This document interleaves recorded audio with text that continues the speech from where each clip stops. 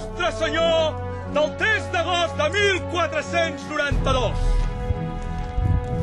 Us convoquem a tots a la plaça Major passades les 6 de la tarda per rebre i acompanyar el més gran dels navegants i almiralls catalans de la nostra gloriosa marina, Joan Cristòfor Colom.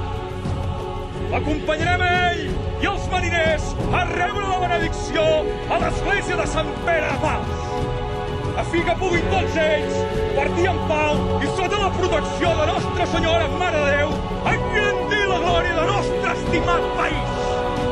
Que nostre patró Sant Jordi els protegeixi per la glòria de Catalunya i